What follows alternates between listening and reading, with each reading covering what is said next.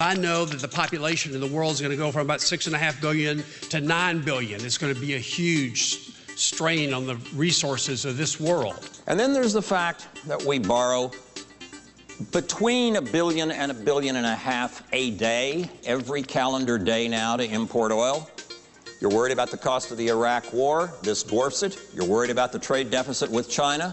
This dwarfs it. And there's 1.6 billion people in the world today that have no access to electricity, no access to the modern world, no help for future generations, no way forward in this modern age.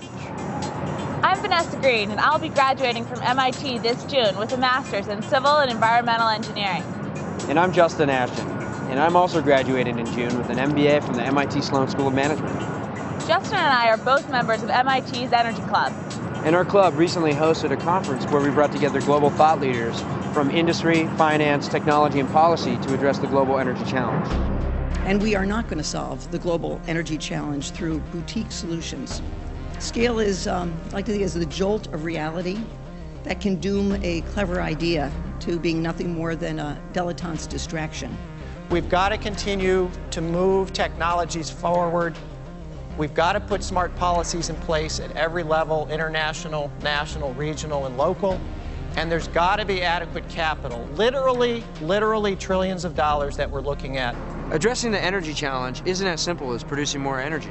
We also have to face the environmental, political, and economic consequences of the energy choices we make. First of all, the cost of renewables is too high today. Wind is by far the most economic, and in certain areas, it can be standalone economic on an energy-only basis, but that's not good enough. Most of the renewables are essentially capital, very little operating cost, obviously no fuel cost. We need to see the capital costs come down. Energy is a capital-intensive industry. The scale of this problem is going to require innovative business models and new ways to finance projects. There's more money that flows through markets in a day than all the world's governments in a year. So we've got to tap the world's capital markets if we're going to solve this problem at scale. And the other aspect of economics is opportunity cost. Today, there is no explicit cost of carbon baked in. We need to see that, which means that this country needs to move forward with a sensible and pretty broad-based regulatory framework to make sure that carbon is priced into every decision that every economic actor in the economy makes. America has enough coal to meet its electricity needs for close to 300 years.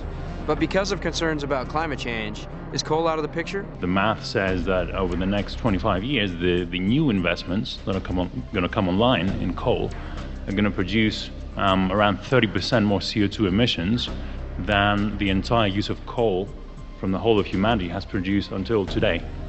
And that's an immense task that we have ahead of us, and this is why we need to be looking at carbon capture and storage. And finally, the biggest one of all, which is transmission.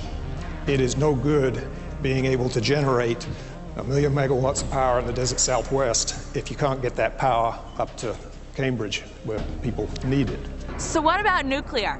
Given recent concerns about global climate change, there's been a rebirth of interest not seen since the 1970s. New nuclear plants are expected to cost $6 to $7 billion each. Although $6 to $7 billion projects are not unique in the energy business, they're typically done by the major oils. The relatively small U.S. electric power companies cannot finance new nuclear without financing support from state governments, the federal government, or both. Chances are it'll take a range of technologies as well as social and political changes to make real and lasting progress.